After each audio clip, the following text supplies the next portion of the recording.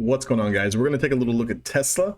Now, congratulations to everyone who kind of swung Tesla overnight, made a little bit of cash on that wake up this morning, or some of you guys who took it over pre-market highs. If you kind of noticed those pre-market highs sitting at around 250, immediately exploded into 252.75. Now, again, you know, in order for you to kind of catch that move right off the bell, you have to trade Tesla on a daily basis, or at least be looking at the chart on a daily basis, because you know, a lot of times, you know, traders, they get to the moves too late, right? Like, how many times has that really happened to you, where you kind of look to a chart and then you see it breaking out, but you're $2 late, right? So again, if you're not a Tesla trader, then you probably didn't catch this move, but there was a fantastic move to the downside as well. So notice, you know, again, we just went over that break of the pre-market highs. We had that run up into 252.75. We started to break down here. Now, one thing that I do kind of want to point out to you is that there's a little bit of a confluence here when it comes to, you know, taking this particular short position at 705. We get this close underneath 20. It does confirm. However, it does break over this 1 bar stop system. So either you could have done two things. You could have stopped yourself out, looked for the next trade, which happened here at 735, and taken this trade, and this trade would have paid very well. Or you got to use a prior swing high, right? And this is all going to depend on, you know, what is your tolerance level for pain, right? So if you're going to get into this trade somewhere down at 249, can you hold this trade into 252? It's a $3 move.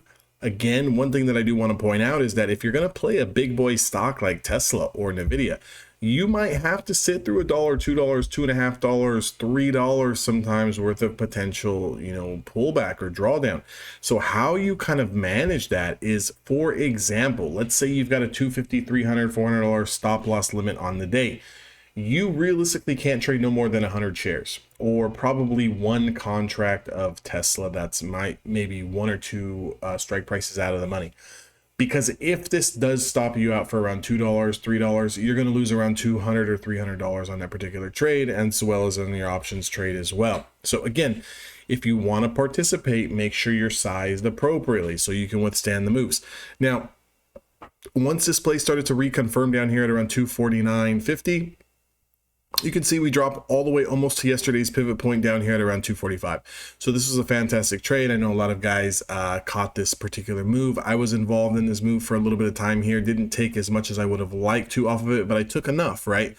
Again, we get this bounce off the pivot point here. Now, one area where if you're looking for a little bit of a dead cat bounce is you're looking for green to take out prior red off of a swing low.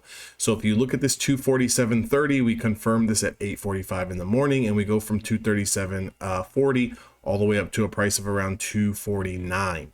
So again, about $1 to $1.50. Kind of match that up with your ATR. What's the ATR looking like on a 5-minute time frame, so forth and so forth.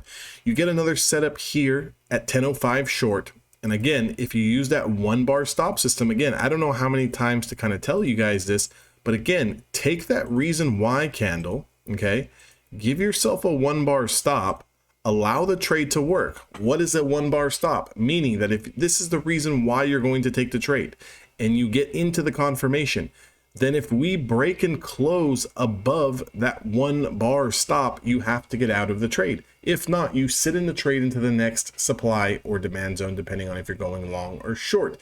Now, again, this trade doesn't necessarily work out all that fast. From 10:10 all the way to a price or to a time of around 11:20, you would have essentially been sitting in this trade for well over an hour before it finally starts to go. However, if you trust your strategy and you trust technical analysis, sit in the trade, you're already sized appropriately to where this is not going to shake you out, and then you take profits into the next area of demand. That next area of demand was this pivot point down here at around 244. So from an entry price of around 247 all the way down to a price of 244.25, you made about $2.50 on the move. So again, if you took this short play here, maybe you took this long bounce here, maybe you decided to take this play, maybe you got stopped out here for break even, I could see that happening, and then you turned right back around and got short again, you could have definitely made a lot of good money. It even gave you another setup here to the downside at around 11:20. You get that 246.79 all the way down into that 244.34 and even lower to 242. So again, what are we really looking like on Tesla going forward. So big pullback today. Okay, one thing that I want to point out here, if we look at the daily candlesticks, I'm going to take those little lines off of the chart. So if we go ahead and we look at the daily candlesticks here on Tesla, you're going to notice something where not only did we take out this consolidation high here that we've been in for 1, 2, 3, 4, 5, 6, 7, 8, 9 days. Again, we've got some room to come back down. So if we're looking for a confirmation over 252, 253, maybe we punch into 257. That would be your next price target.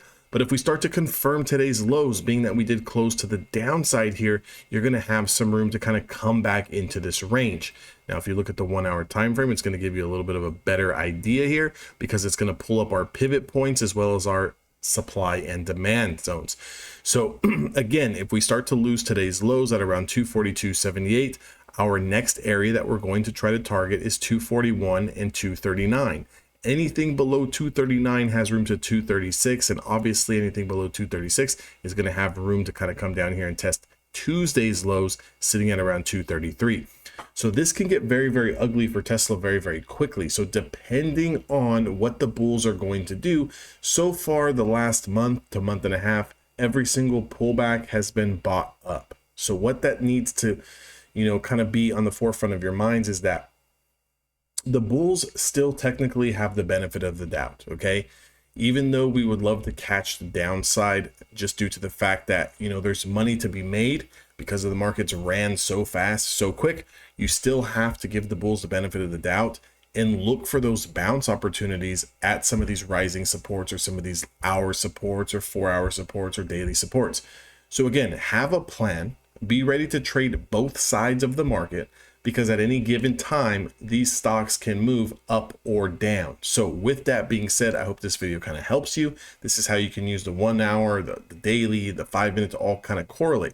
Again, it doesn't matter what time frame you're trading on. You just have to have a plan, and you have to practice good risk management so that you can sit in the stock and give it enough time to move to see if you are going to make some money or not. If you guys want to trade with me each and every single day live and want access to the mentorship and the coaching and the community, make sure you join down below. If you guys are interested in trading futures and you guys would like to get funded, right now Top Step's got $49 for a $50,000 account. Check it out. That link's also down in the description box below, and I'll catch you guys on the next one.